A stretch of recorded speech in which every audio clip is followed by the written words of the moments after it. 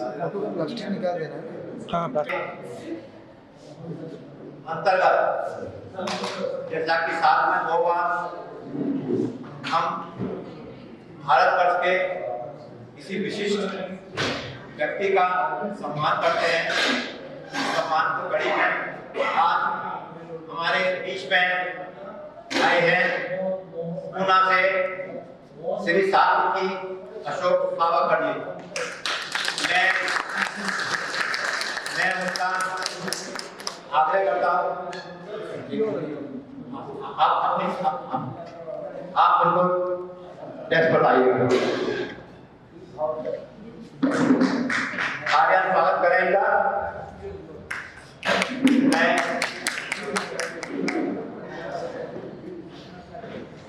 मैं साथ के साथ परिचय भी कर देता हूँ। तो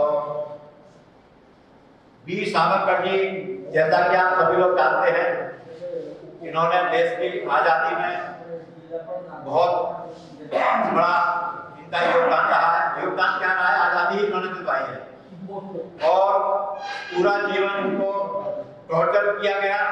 एक जानवर को टॉर्चर नहीं किया था, उससे ज्यादा टॉर्चर किया और पूरा जिंदगी भर ये जेल में रहे। तो उन्हीं परिवार से उनके लघु भ्राता दामोदर जी सावरकर जी, उनका भी नाम आपने सुना होगा। उनके प्रपौत्र आप जोरदार ताली से स्वागत करेंगे उनका। उनके प्रपौत्र माने उन्हीं का परिवार है ये हमारे बीच में आए गए।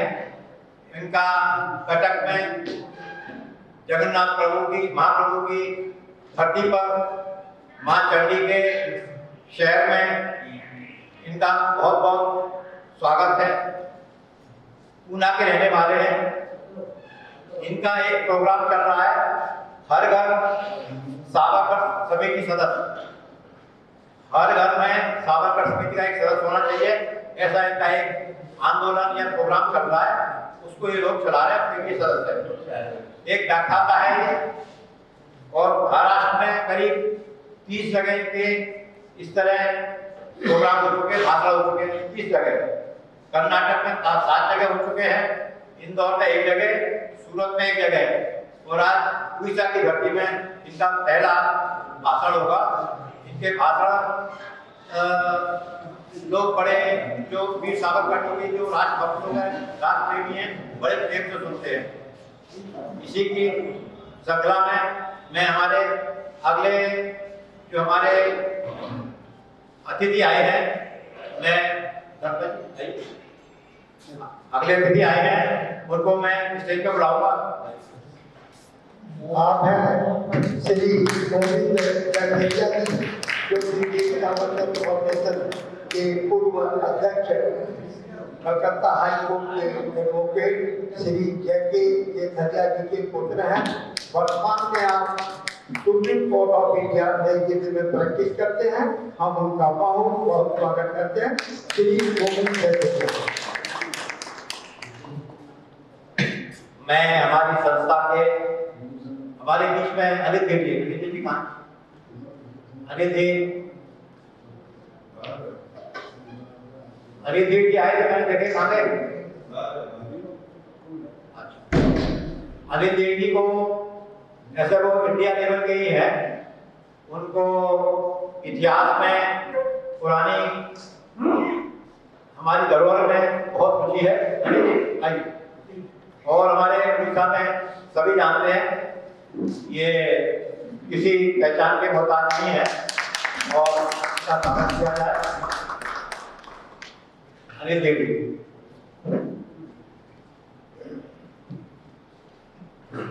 इसके बाद में हमारे संस्था के कार्यकारी अध्यक्ष धर्मपाल जी, मैं उनसे आग्रह करूंगा आप आए और अपना स्थान इधर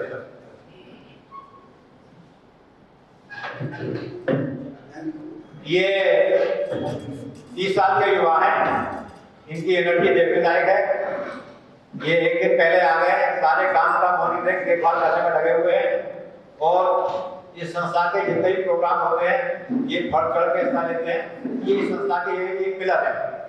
मैं आपसे कहूँगा स्वागत करें। और मेरा परिचय मैं खुद दे देता हूँ। मैं संस्था का अध्यक्ष हूँ और कटक में हमारे 2-3 प्रोग्राम हो चुके हैं। 2-3 प्रोग्राम में बता दूं क्या क्या हुए हमारे। जो कोठारी बंधु जो थे, उनकी जो गोली मार के अयोध्या में मृत्यु हुई थी, उनको मारा गया था, उनकी बहन पूर्णिमा कोठारी, उनका इस संस्था के द्वारा वीर सावरकर फाउंडेशन के द्वारा उनका स्वागत किया गया। और हमारे नंदू जी जोशी हैं, हमारे क्रांति दिशा के उनके सभागार में उनका किया गया था। एक हमारा प्रोग्राम हुआ था हमारे सुदर्शन टीवी के जो मालिक हैं सुरेश के चौहान के, उनका वीर सावरकर फाउंडेशन के अंतर्गत उनको भी सम्मानित किया गया और बहुत बड़ा प्रोग्राम हुआ था और वो 2 दिन में हुआ था। और इसके अलावा बाकी तो हमारे प्रोग्राम कलकत्ते में कई हो चुके हैं। आगे भविष्य में दिल्ली में बड़ा प्रोग्राम करने का प्रोग्राम बना रहे हैं। तो अभी जैसे इन्होंने हमारे कोतारी में बताया था कि नुपुर शर्मा से परमिशन मांगी गई थी कि उनका इस संस्था के अंतर्गत हम उनको सम्मानित करेंगे, तो उन्होंने सिक्योरिटी के कारण मना कर दिया कि मेरी इतनी हैवी सिक्योरिटी है, मैं कहीं जल्दी से आता नहीं सकती। तो ऐसे हम लोग इस तरह के चेहरों को ही इस संस्था के अंदर रिकॉग्नाइज करते हैं। अब इसी कड़ी में आगे हमारे ये कराना है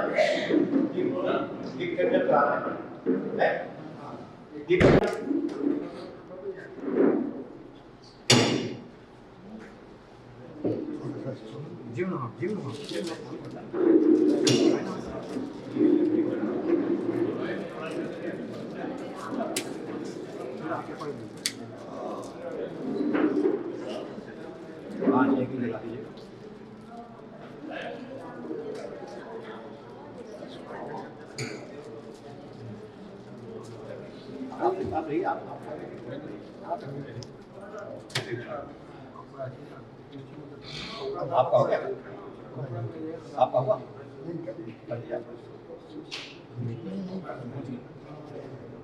ठीक है।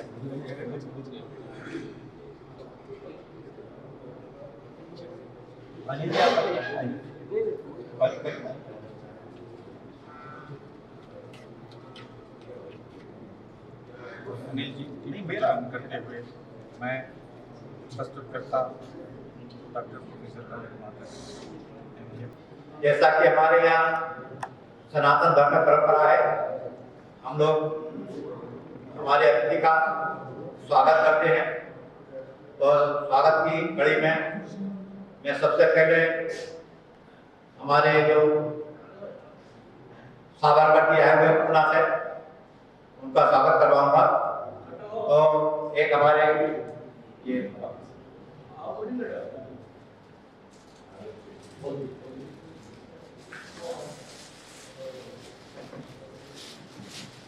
मैं जादोगिया से आगे करूंगा। जादोगिया जी आप उनका पगड़ी पहना कर स्वागत करेंगे। इसका थोड़ा सा किसी ताकि हो जाए, आनंद आया था।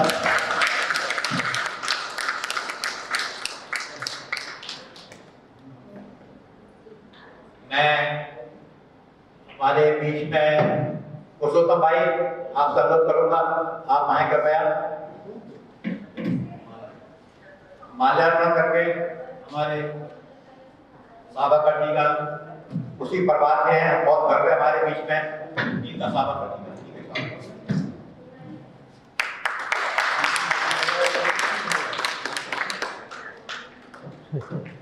स्वागत की कड़ी में ही हम हमारे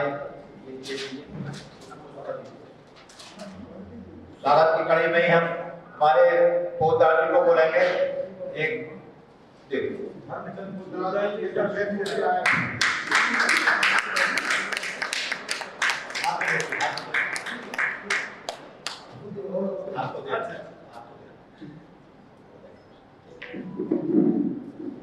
इसी कड़ी में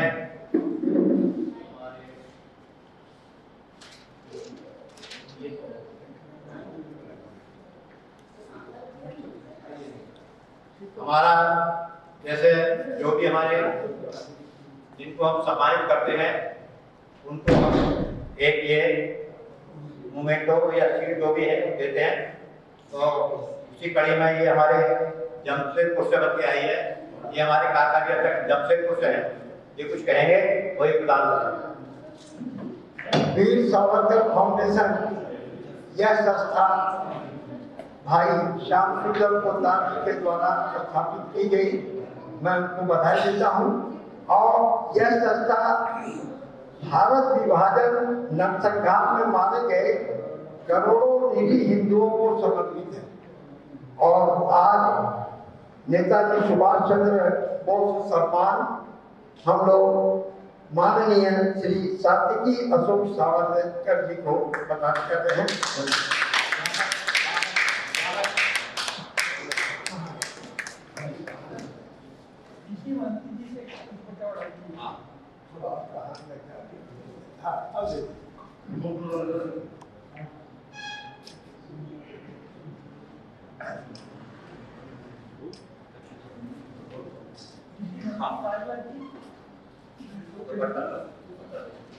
हमारे बीसी मेहंदी साहब को रिक्वेस्ट है,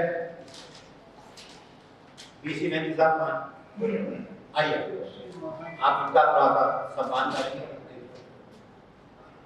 हमारी ये उड़ीसा की विशेषता है, ये जो आपको पता दिया जा रहा है, उड़ीसा की विशेषता है, ये यहाँ लिखा पड़ता है। बागला जी आइए।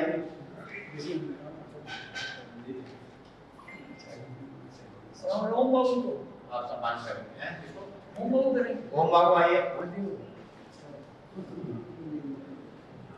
सत्यनारायण जी आइए। अरे सत्यनारायण जी हमारे कटक के पिलर है भाई, आइए।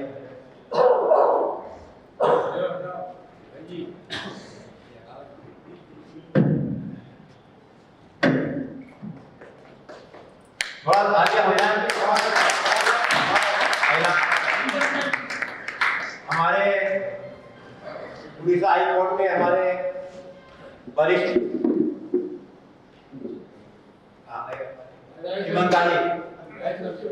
चिमनकाली आएंगे, ये हमारे वरिष्ठ एडवोकेट हैं। नंदू जोशी जी ये बहुत बड़ा चैनल चलाते हैं क्रांति उड़ीसा, और ये इनका चैनल बहुत फेमस है।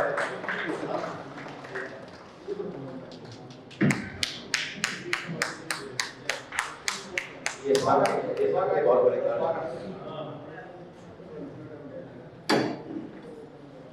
ये हमारे सब लोग पालिक है क्रांति उड़ीसा और चैनल का नाम पता है, चला बहुत फेमस हिंदी उड़िया तीनों भाषा। एक महिला को याद है, हमारे महिला आइए, गीता दीदी भी आए, आप भी आ जाए, आप भी आ जाए। इनको को दे दीजिए, को दे दीजिए, को दे दीजिए।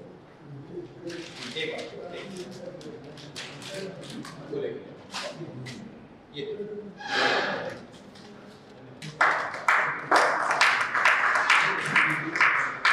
गीता दीदी आ जाएंगे। गीता दीदी, गीता नाम, गीता चैने आई।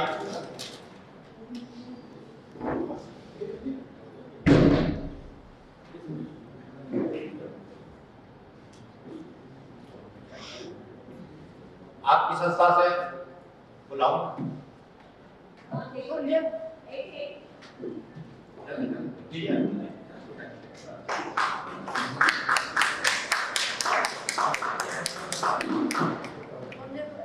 विश्व परिषद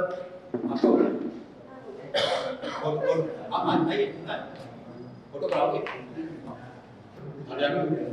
धर्म जागरण के ये हमारे प्रदेश के कोषाध्यक्ष हैं, ये भाई का ये आपका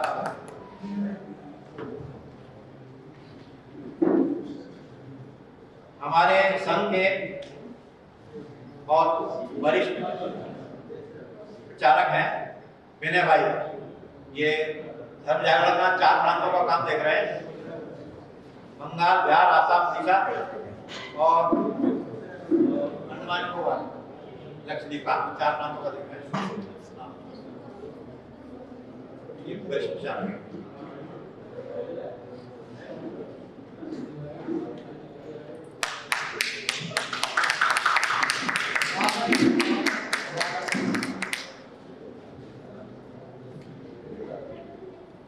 हमारे इच्छुक हैं स्वागत करने के लिए आना। मैं करूँ। आप आएंगे। ये तो हमारे पिलर है सुभाष भाई। आइए कुमारी जी आइए पिलर है।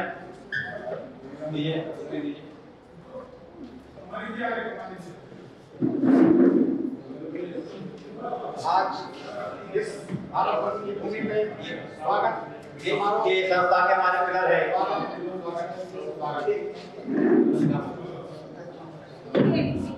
स्वागत उषा लाटरिया ये पवित्र भूमि कटक की है। यहाँ से मैं संवाद देता हुआ डॉक्टर प्रोफेसर पवन कुमार हमारे आप बोलेगा पर काम नहीं एक मिनट में परिचय करा दूं। बहुत बड़ी गौशाला है, नंदगांव प्रांत गौशाला। उस गौशाला के अंदर में सिर्फ गाय रहती हैं, बड़ी बूढ़ी घायल, कोई दूध देने वाली गाय नहीं है। 300 करीब गाय है, 1100 गाय है, 1100 गाय है। उस गौशाला के ये अध्यक्ष है। आप आपका स्वागत है।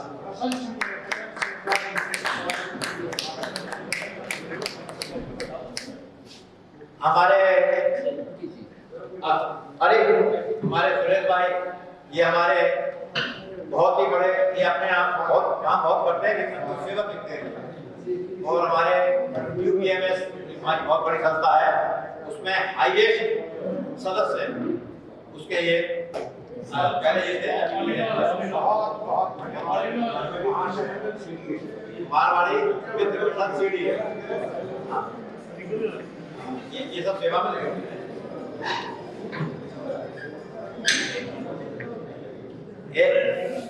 एक हमारे बड़े भारत नेता है, दिख नहीं रहे, दिख जाएंगे, शशिकांत जी। वो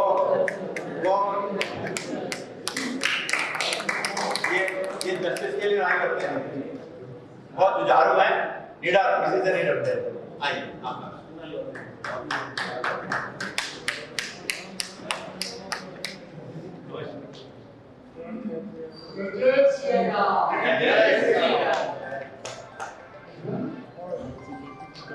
इस कड़ी में हम आगे बढ़ते हैं। आप घर बोलते हैं। हाँ ठीक है।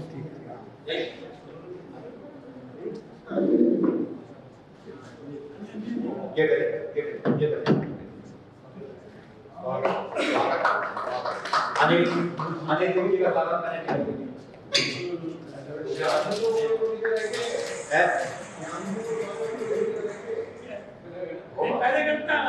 हम टीम कार्य करता है, खुद बांटेंगे, खुद स्वागत करेंगे। अनिल जी का स्वागत करेंगे। अनिल जी हमारे जो है, ये इनको बुद्धिजीवी और विद्वान कहना चाहिए, बहुत बड़े विद्वान है ये जवान।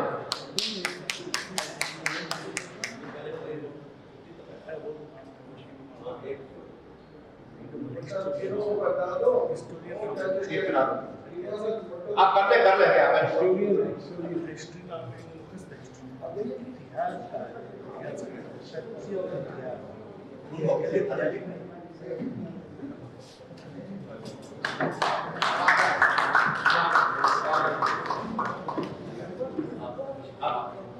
जमशेदपुर से बुलाने हैं MGM medical college and hospital के एनेस्थीसिया डिपार्टमेंट के कई डॉक्टर्स हैं। उनके जो एचओडी है डॉक्टर पीके दत्ता, उनका हम इस कटक की धरती पर हार्दिक अभिनंदन करते हैं और उन्हें एक बुके देकर डॉक्टर साहब और मेरा बहुत बहुत धन्यवाद।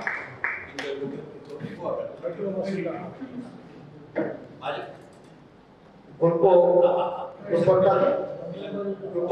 दुपट्टा पहना कर किशन की स्वागत करेंगे। डॉक्टर साहब वो बैठे।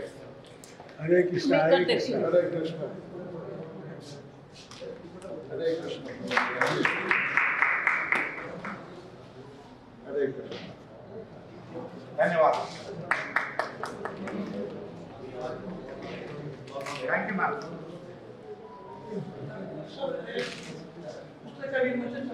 एक मिनट, हमारे बीच में साधीराम शर्मा जी, आप आगे आएंगे।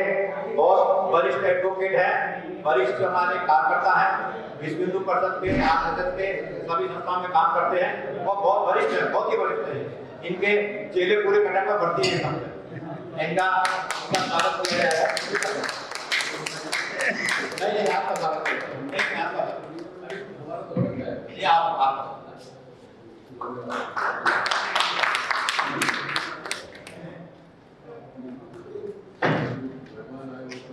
आइए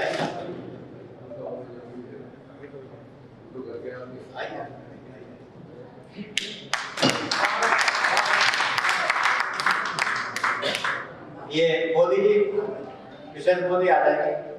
आप बहुत देर से आइए, मेरे को पिलर के पीछे छुपे हैं, व्यक्ति दिखाई दे रहे हैं। आइए, महिला शक्ति को हम छोड़ सकते, आइए आप स्वागत करेंगे। आइए आप स्वागत करेंगे। आइए मिसेस मोदी स्वागत करती हैं।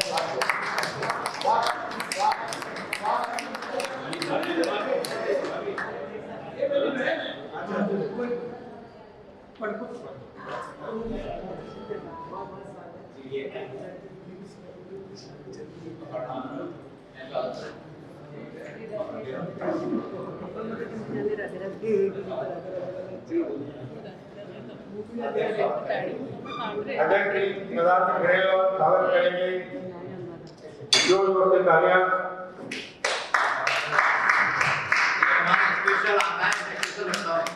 स्पेशल है, स्पेशल है, आपकी प्रसाद है।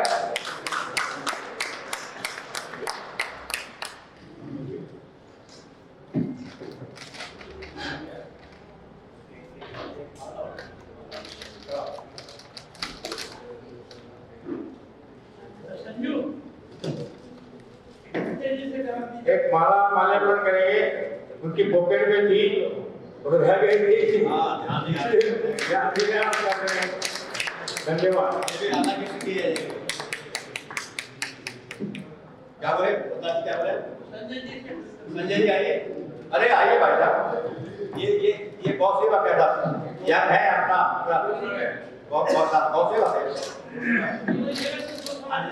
अन्नपूर्णा जगत में गौशाला है।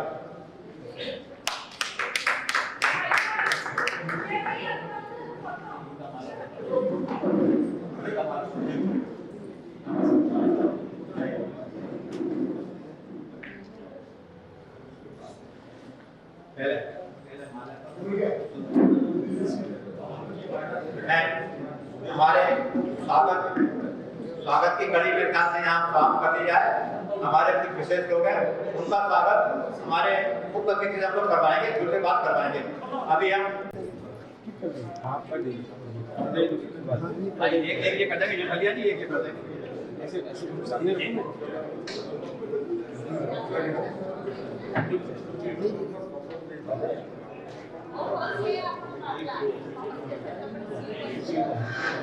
एक के लिए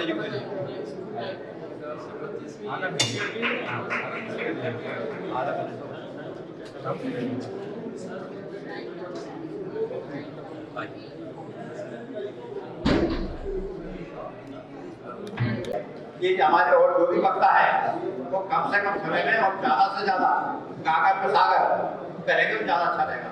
मैं जितने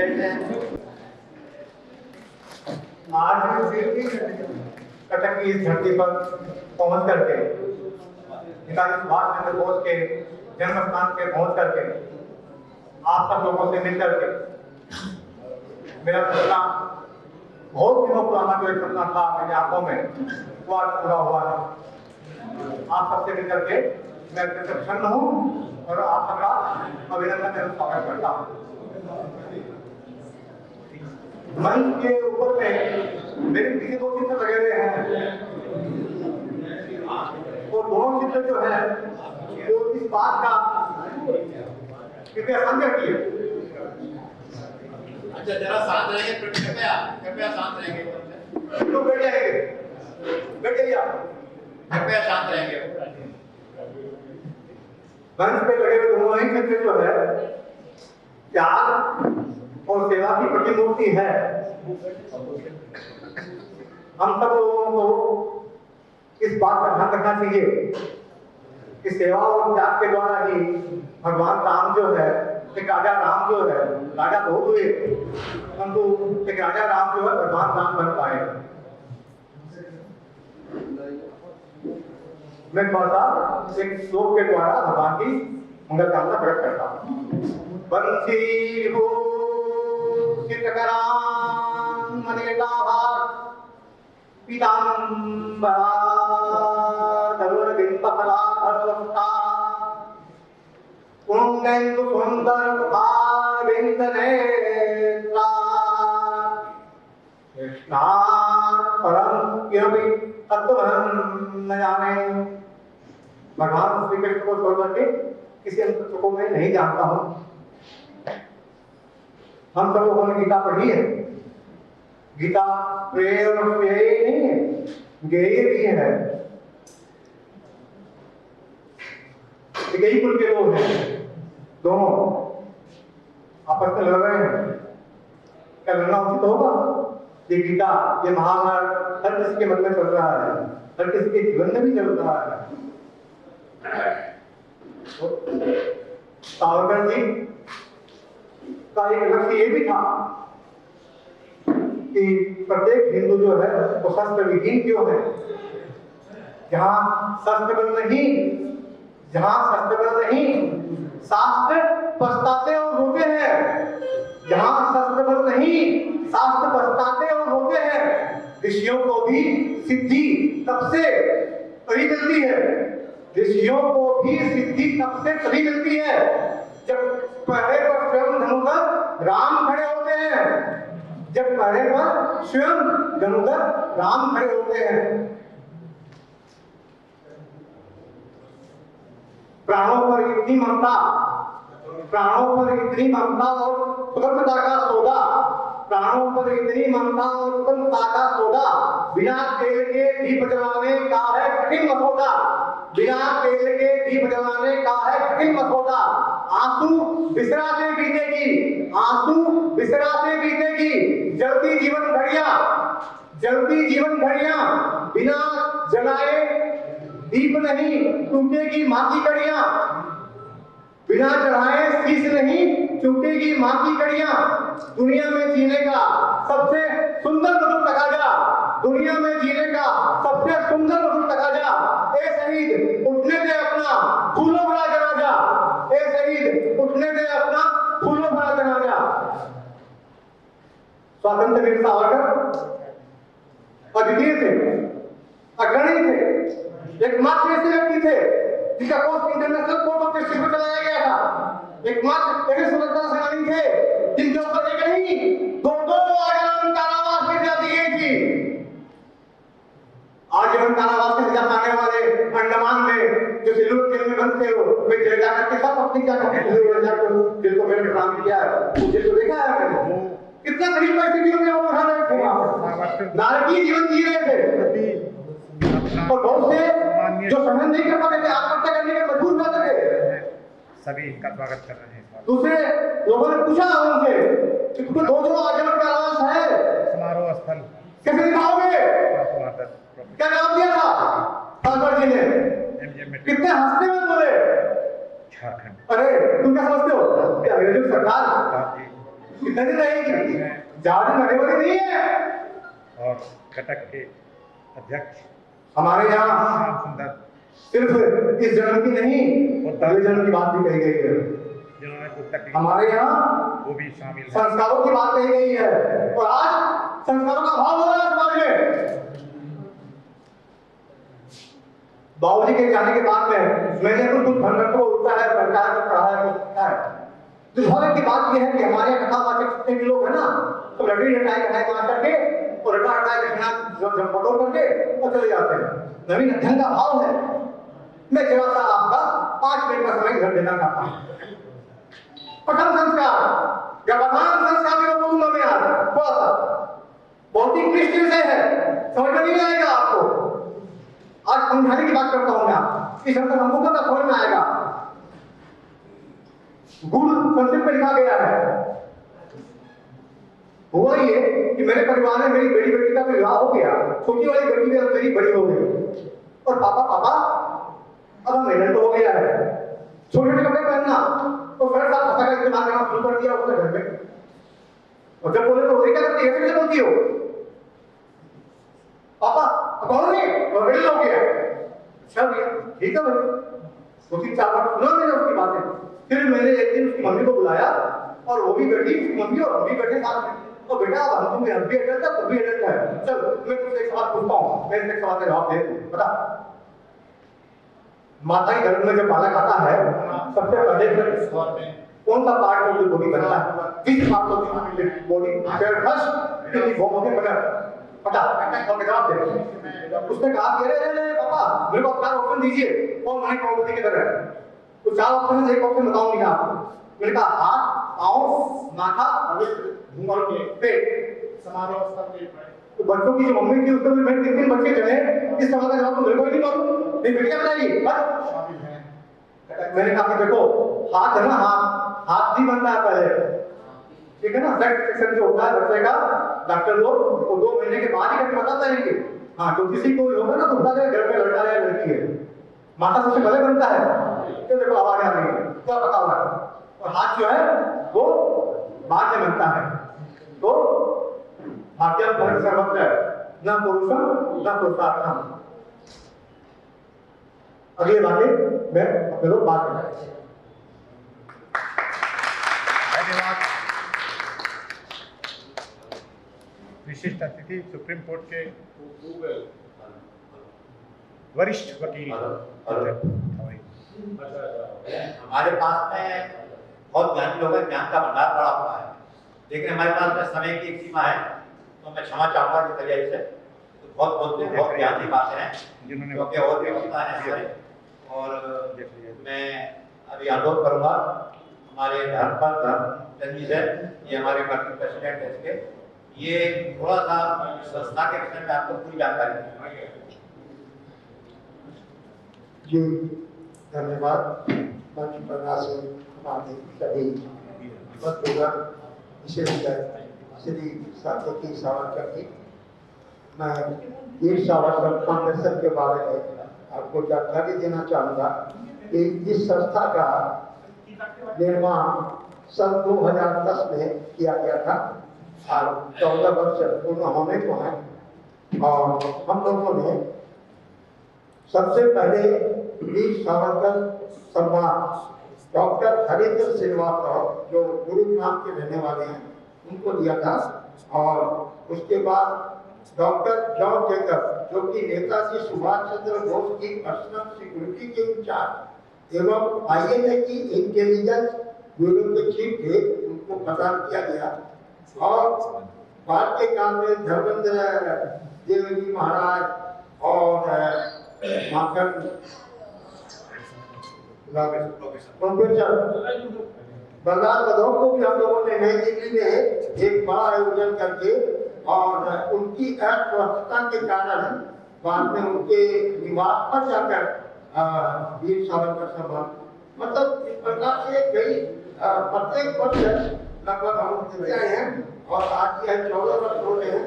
इस सम्मान का आयोजन फिर हम लोग करेंगे आज, क्योंकि नेताजी की जयंती है और नेताजी और सुभाष बाबू का बहुत बढ़िया साथ रहा।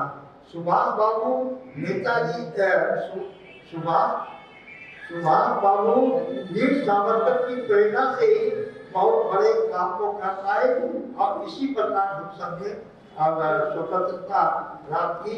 मैं इतना ही समय लूंगा, आपका अधिक समय नहीं लूंगा, क्योंकि हमें विद्वान श्री सात्यकी सावरकर जी को सुनना है। धन्यवाद।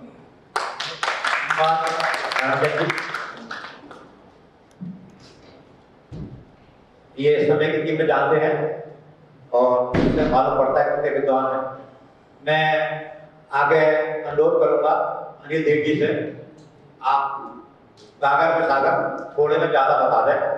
आपकी बहुत विद्वान है, चाहे तो 2 घंटे लगातार बोल सकते हैं, लेकिन हमारे पास समय की थोड़ी सीमा है। धन्यवाद। जय हिंद। पहले तो मैं श्याम जी को बहुत बधाई दूंगा। आज किताब का प्रमोशन किया है और ये जो प्रोग्राम किया है, साबित किया है। मेरा बहुत पुराना परिचय है साबित से। मैं पुणे में गया हूँ, इनके घर के रहा हूँ। इनकी स्वर्गवासी माता जी की मानी समरकर पूरी साहित्य मेरे पास होती है। कटक भी लेके आया था लोगों को। आज हमने सुना और अक्सर भी ये साल के 1-2 दिन होते हैं जब पिताजी को याद किया जाता है, सावरकर जी को याद किया जाता है। अभी भी मैं जब आया, मैं सुबह से 3 स्कूलों में ऑलरेडी 7 बजे था, 8 बजे था, 9 बजे था। यहाँ से केदारपड़ा जाऊंगा, वहाँ एक स्कूल है, वो भी इसका पालन करता है। बाहर कुछ टीवी वाले बैठे हैं, वो मेरे इंतजार कर रहे हैं। तो साल में एक ही दफा याद आता है। तो मेरा ये कहना है, ठीक है, नेताजी के बारे में और सावरकर जी के बारे में मैं आपको और क्या समझता रहूंगा। आप सब लोग बुद्धिजीवी हैं, सब जानते हैं, कोई नई बात नहीं है जो नहीं। हाँ, आज जब मैं सुबह स्कूल में गया था, बच्चे क्लास 5, 6, 10 के मेरे आगे 3 स्कूलों में बैठा था। उनको भी उनसे भी जब मैंने बात की, मुझे उनमें किसी बच्चे में कल का नेताजी या कल का सावरकर, जब हिमानी जी आई थी, उन्होंने फ्लाइट 5-6 घंटे लेट हो गई। उसके एक दिन पहले मेरे पास सब DIP इंटेलिजेंस वाले आ गए। उनको खबर लग गई थी वो इधर आ रहे हैं। मुझे कहा वो आएगी, कहाँ स्पीच देगी, क्या बोलेगी, मुझे क्या पता क्या बोलेगी।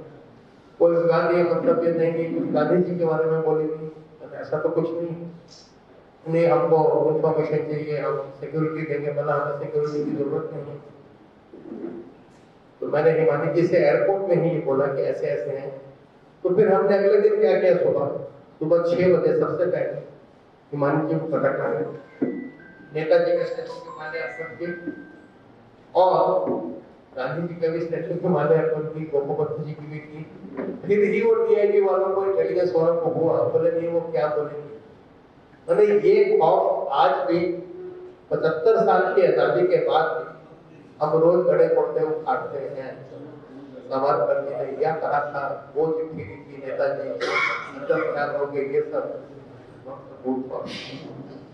त्याग, तपस्या, बलिदान की बात करना, ऐसे ही ये लोग आपको सब जानते हैं। मेरा ये बोलना है, आज की स्थिति में कुछ आज की अवस्था में हम सब जानते हैं किस तरह यहाँ से हमने अंग्रेजों को बनाया कि कोई भी फॉरेन फोर्स को बनाया। अभी मैं 2 एग्जाम्पल दूंगा। 6 महीने पहले पार्लियामेंट में एक क्वेश्चन का जवाब देते हुए एक्सटर्नल अफेयर्स मिनिस्ट्री ने बोला, उनसे पूछा कि हमारे कितने बच्चे बाहर पढ़ रहे हैं। तो गवर्नमेंट के पास फिगर था कि 8,80,000 स्टूडेंट्स बाहर पढ़ रहे हैं। 8,80,000 विश्व गुरु हम हैं, थे और रहेंगे। और हमारे 9 लाख बच्चे, this is official figure, unofficial तो शायद 10-12 लाख। ये बच्चे कहाँ पढ़ रहे हैं? पहले भी पढ़ने जाते थे कनाडा, अमेरिका, जर्मनी। यहाँ हमारे पास वो लाइब्रेरी नहीं थी, वो कुछ नहीं था, तो सब कुछ। ये 9 लाख बच्चे बाहर पढ़ने जाते हैं। जो मिनिमम कोर्स होता है उसको बोलते हैं BBA। इसकी कोई महत्व नहीं है। आप MBA नहीं करोगे तो BBA बेकार है। उस कोर्स की कीमत भी फॉरेन एक्सचेंज में 30 लाख रुपए है मिनिमम। और किन देशों में पढ़ते हैं? अमेरिका, कनाडा में तो है। जब यूक्रेन की लड़ाई हुई थी, 9,000 बच्चा वापस आए। जब बांग्लादेश में अभी प्रॉब्लम हुई थी, 4,000 बच्चा हमारा वापस आया था। आपको सुन के आश्चर्य होगा, हमारे बच्चे मंगोलिया में पढ़ रहे हैं, उज्बेकिस्तान में पढ़ रहे हैं, तुर्कमेनिस्तान में पढ़ रहे हैं, कजाकिस्तान में पढ़ रहे हैं, जिन देशों का नाम नहीं सुना। विश्व गुरु हम हैं, तो हमारे 9 लाख बच्चे बाहर क्या कर रहे हैं? जब ये यूक्रेन का ये हुआ था तो जो 600-700 उड़िया बच्चे आए थे, उनसे मैं मिला। किसी को पता भी नहीं था यूक्रेन में 10,000 इंडियन स्टूडेंट्स मेडिकल साइंस पढ़ते। उन्होंने मुझे ये कहा, और बाकी भी बातें मालूम पड़ा कि जो बच्चे पढ़ने जाते हैं, जिस इंस्टीट्यूट में पढ़ते हैं, वहां के 50% टीचर इंडियन। वो प्रोफेसर जो उनको पढ़ाते हैं वो हमारे Indian students going abroad going foreign exchange to be taught by Indian teachers. आज के युवा में कुछ बैठे हैं पीछे, बहुत अच्छा लगा मुझे आए, सभी बुजुर्ग थे। आज के बच्चों में देशभक्ति की प्रेरणा, लक्ष्यवादी करके लक्ष्यवादी, वो एक दिन बैठ के सोता रत्न की तरह ये गांधी जयंती थी, ये नेहरू जी का सुन लेते। But the pride of place, मैं बोलूं आपको, ये जो 8,80,000 बच्चे बाहर गए हैं तो वापस नहीं आए। इनका उद्देश्य भी वापस आना नहीं। नई एजुकेशन पॉलिसी हमने डाला, बहुत अच्छी पॉलिसी है। ये पॉलिसी सावरकर जी ने तब लिखी थी जब उन्होंने कहा था free and compulsory education, conscription in the army, हर साल को हर सिटीजन को 1 साल आर्मी में भर्ती होना चाहिए। आज इजराइल करना देखिए कहां पर है। ये दुर्दशा आज की नहीं है, ये कोई मोदी जी ने नहीं बनाई, ये उन्होंने 70 साल 80 साल पहले बनाई। अगर उसका पालन आपने तब से अब किया होता तो आज 80 करोड़ लोगों को फ्री में रेशन बांटता नहीं। चलिए मैं आपको फ्लिप साइड भी बोलूं, हमारे 8 लाख बच्चे बाहर पढ़ रहे हैं, कितने बच्चे यहाँ पढ़ रहे हैं, तो मैंने उसकी भी खोज निकाली कि 2 तरफ होते हर स्कूल, सिर्फ 55,000। और ये 55,000 बच्चे क्या पढ़ रहे हैं यहाँ आके? हमारे पास बहुत एग्रीकल्चरल, फॉरेस्ट्री, कुछ एनडीए में भी है, हर साल हम उनको मिलिट्री ट्रेनिंग। अंग्रेजों को हमने भगा दिया और उनके पीछे अपने बच्चे भी भगा दिए। आज सबसे बड़ा इशू है कि ट्रम्प इंडियन लोग का वहां क्या हाल करें, HP1 वीसा कैसे बंद करें। एक बहुत बड़ा फैशन था, मुझे मालूम नहीं मारवाड़ी समाज में, पर पंजाबियों में था। मैं पंजाबी हूँ, भूलता, मेरा जन्म कटक में ही हुआ है, बेटी साइरानी का। एक बहुत बड़ा फैशन अभी भी है दिल्ली में, वो जो पंजाबी हैं जिनके पास पैसे होते हैं, वो अपनी बहू बेटे को जब वो प्रेग्नेंट होती है अमेरिका भेज देती है, बच्चा वहां जन्म होगा तो नेचुरल सिटीजन होगा। ट्रम्प ने आते ही मना कर दिया, ये और नहीं, उसने सीधा मना कर दिया। आज के डेट में सबसे बड़ी हमारी चिंता है कि हमारे कितने आदमी वापस आए। हम विश्व गुरु थे, सब क्यों नहीं है? आपको व्हाट्सएप पे मैसेज मिलता है, इंडिया का चीफ, मेक्सिको का चीफ, फलाने का चीफ इंडियन है। 20 साल के अंदर ऐसे 30 राष्ट्र होंगे जहां के प्रेसिडेंट और प्राइम मिनिस्टर बोल के आदमी हो। आज भी है। अगर पिछली सुना कमला हैरिस, एक सूरीनाम एक देश है, दूसरी दफा भारतीय मूल का प्रेसिडेंट बना, आयरलैंड का तीसरी दफा बना। मैं आपको देशों के नाम भी बोल सकता हूँ जहां अभी सिंगापुर के आए थे president. There will be 20 to 25 countries in the world जिनके prime minister president Indian descent के होंगे। Will it make any difference to us? आप बाहर भेजते रहो उनको, वो वहां पर काम करेंगे, वहां प्रेसिडेंट करेंगे। एक समस्या है, आज वीर सावरकर जी की किताब निकाली है, उनकी जो मूल किताबें हैं सबका ट्रांसलेशन होना चाहिए। उनके जो विजन थी, देखिए वो दूरदर्शी थे, वो 5 साल इलेक्शन जीत के फिर अगले 5 साल जीतेंगे, उनकी वोट नहीं थी, उनका देश में वही फिर से मैं बहुत आपको बधाई दूंगा। सब लोग यहाँ मुझे पता है कि इंटेलिजेंस जब भी प्रोडक्ट की बोलते हैं ना, बट बहुत सोच विचार की खड़ी है, बहुत बड़े सोच विचार की खड़ी है।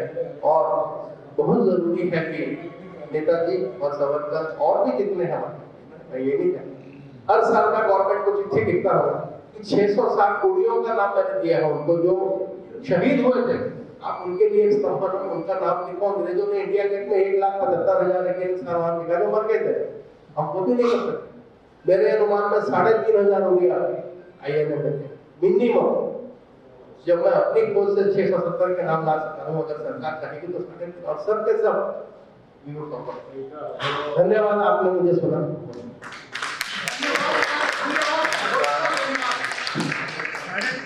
उड़ीसा से INA में उड़िया, हाँ उड़िया। अनिल जी को बहुत बहुत धन्यवाद। मैंने आपको बोला था यहाँ का भंडार बैठा हुआ है सामने, कभी हम लोग को अपने समाज को कभी ऐसे ज्ञान की जरूरत पड़े, हम लोग अकेले कभी इसका प्रोग्राम करेंगे, आप सुनेंगे तो सुनते रह जाएंगे। बहुत ज्ञान है और आज हमारे पास समय की सीमा है, तो इनको बहुत बहुत धन्यवाद। थोड़े में भी इन्होंने बहुत बोल दिया, बहुत बहुत धन्यवाद। एक मिनट में हमारे देशभक्ति गीत गाएंगे फागुनी भाई, आइए शॉर्ट में गाइए, लंबा मत करिए।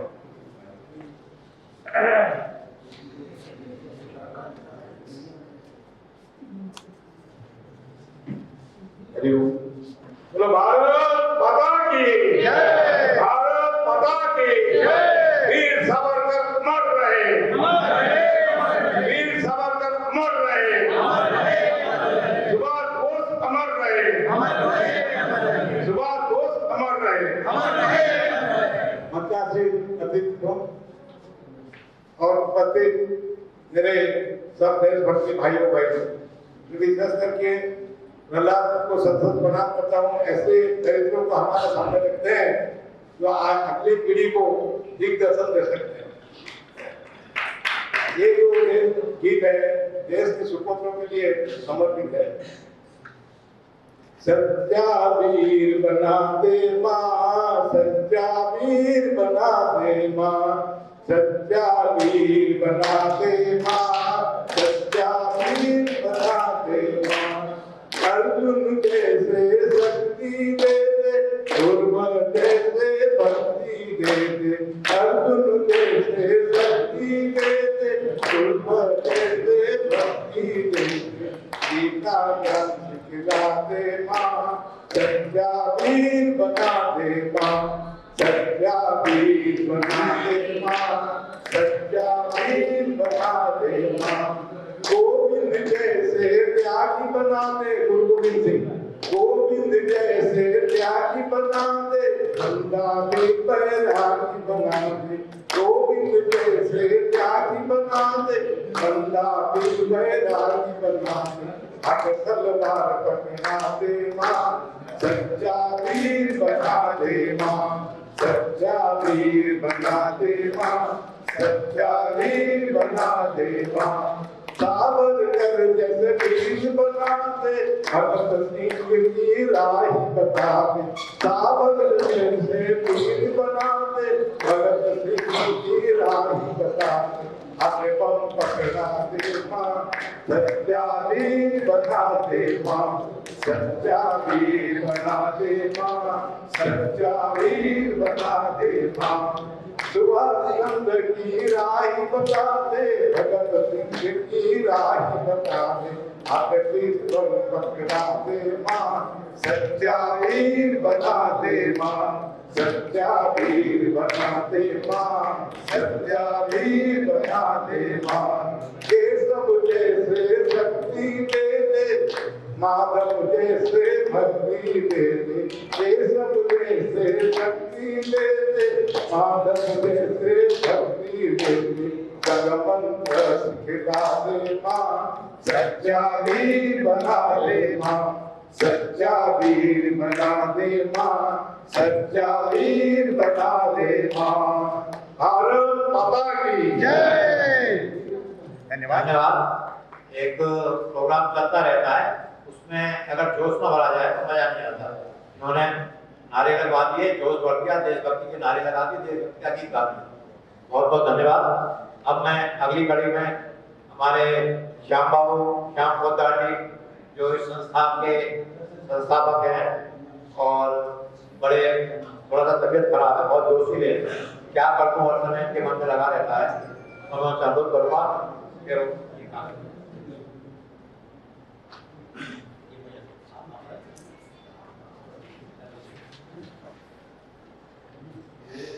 एक इनके पास में है पत्र आया था।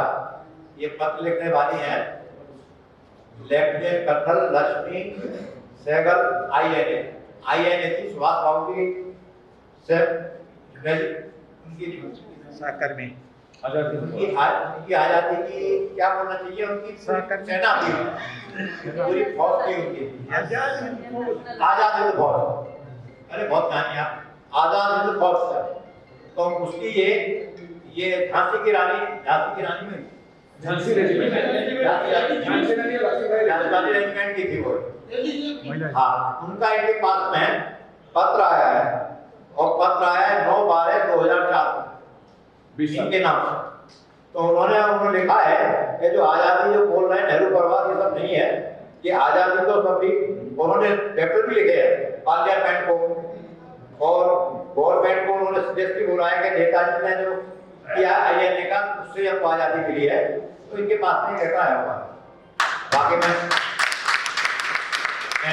मुद्दा जी को अभी अनुरोध करूंगा कि वो अपना हाथ। देखिए, अपने लोगों के बीच में कुछ लोग होते हैं, उनके परिवार के बड़े लोगों से संपर्क करता है। मेरे पिताजी को सुभाष बहुत मानते थे और भारतवर्ष में इंडियन नेशनल आर्मी का सुभाष इंचार्ज थे। कोई भी पिता अपने बच्चे को बड़ा करता है, चलाता है, तो राधे राधे बोल के चलाता है। मेरे पिताजी मेरे को चलना सिखाते थे, कदम कदम बढ़ाया जाए, खुशी के गीत गाया जाए।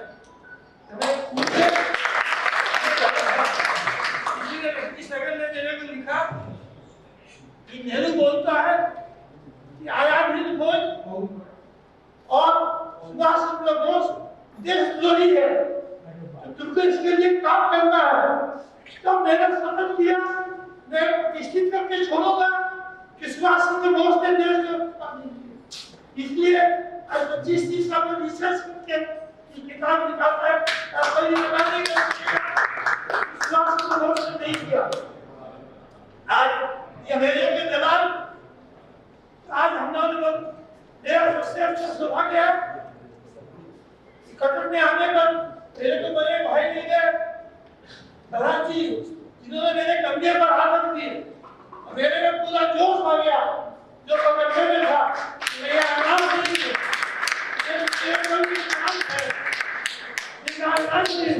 और मैं काम करते रहे और 2-3 कार्यक्रम भी किए। समझे कि मेरी उसमें कुछ त्रुटियां भी नहीं, इन्होंने ईश्वरीय मेरे बोला देखिए मेरी तबीयत ठीक नहीं होती है, मेरा 25 साल का रिसर्च है, ये पानी में चला जाएगा, किताब नहीं निकलेगी। तो इसलिए मैं चाहता हूँ कि कार्यक्रम किताब भी निकले, ये कार्यक्रम भी हो। इन्होंने भी गिरफ्तार किया, अपने कंधे पर भी हाथ रख दिया कि नौजवान तू आगे बढ़ो, मैं तुम्हारा साथ हूँ। ऐसा भाई नहीं। आपने मेरे को बड़ा भाई कहा, इतना सम्मान दिया, मैं इसका बहुत कृतज्ञ हूँ आपको। और मेरे को भी कटक में एक अच्छे मित्र मिले हैं, मैं भी इनका बहुत बहुत आभार हूँ और बहुत बहुत धन्यवाद देता हूँ। और जब ये कटक आए मेरी बहुत अच्छी मित्रता है। और आप कमाल देखिए, मैं बहुत अच्छे पर मित्र हैं, इनकी वाइफ और मेरी वाइफ बहुत अच्छी मित्र है। मेरा बड़ा बेटा और इनका बड़ा बेटा वो परम मित्र है, मेरा छोटा बेटा इनका बेटा वो परम मित्र है, नहीं है परम मित्र है। तो इनके परिवार से हमारी मित्रता बहुत तगड़ी है। और जैसा इन्होंने मेरे को भरोसा किया उसके लिए बहुत बहुत धन्यवाद। अब जैसा कि हम लोग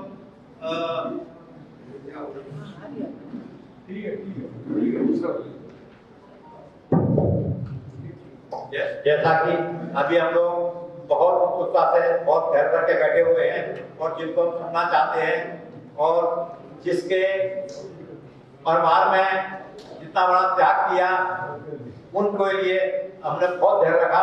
अब हम उनको सुनना चाहेंगे। मैं परम आदरणीय हमारे आज के मुख्य अतिथि माननीय अशोक जी साबरकाठी से अनुरोध करूंगा, कृपया आप अपने जो भी आपके विचार हैं अपना है तो हम लोग को सामने रखें।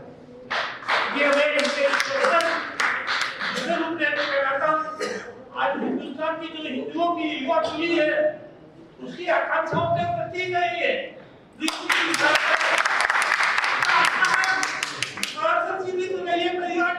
हिंदुस्तान में फिर से हिंदू राज्य स्थापित करके चलेगा। श्री सात्यकी अशोक सावंत।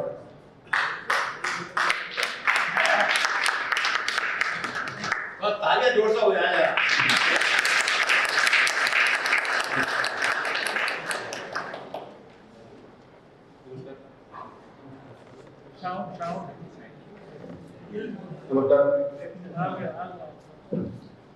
परम पवित्र भगवान वंश प्राणप्रिय तिरंगा ध्वज और इन ध्वजों के प्रति एवं अपने राष्ट्र के प्रति जिन्होंने अपना जीवन समर्पित किया, जिन्होंने बलिदान दिया, जो हुतात्मा हुए, जो विजय वीर ठहरे, उन सबको अभिवादन। व्यासपीठ में विराजमान सभी माननीय और सभी श्रोतागण, आज भारत शासन ने नेताजी सुभाष चंद्र बोस की जयंती को पराक्रम दिवस के रूप में मनाने का संकल्प किया था। तो इस पराक्रम दिवस के अवसर पे हम सभी यहाँ पे एकत्रित हुए हैं और नेताजी सुभाष चंद्र बोस की जन्मदिन कटक, इस कटक में मेरा बहुत सम्माननीय लोगों ने सम्मान किया है। इतना ढेर सारा प्यार, तो मैं समझता हूं कि ये सारा प्यार, ये सम्मान मेरे पूर्वजों का है, सभी क्रांतिकारियों का है, नेताजी सुभाष चंद्र बोस जी का है। जिनके योगदान के बिना हम लोग यहाँ पे नहीं रह सकते। बात ऐसी है कि आज ये पुस्तक का जो विमोचन किया है, सुभाष और सावरकर ने देश को आजाद किया। इनकी जो लड़ाई थी, इनका जो युद्ध था, तो पहली बात ये थी कि भारत अखंड रहना चाहिए और वह स्वतंत्र होना चाहिए।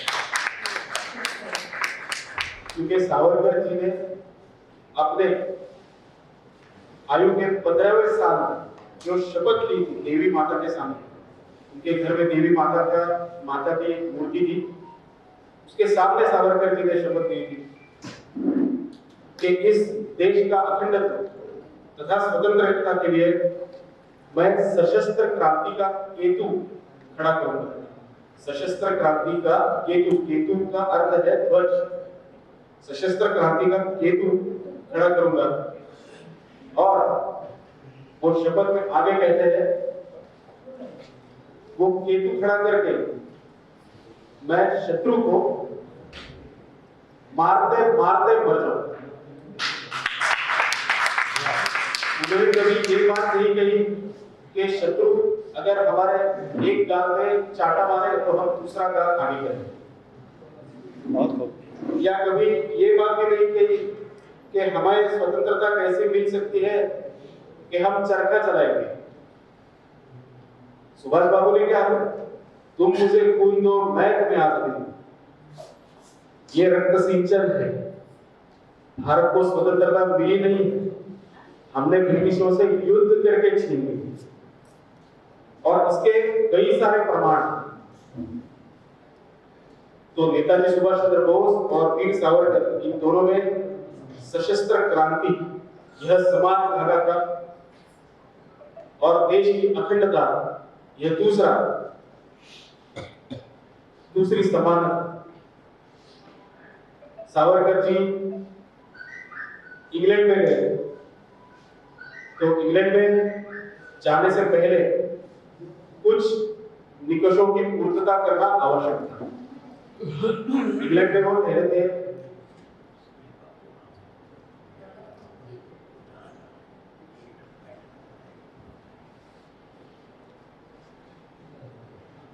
ठीक है, आपकी बात आइए।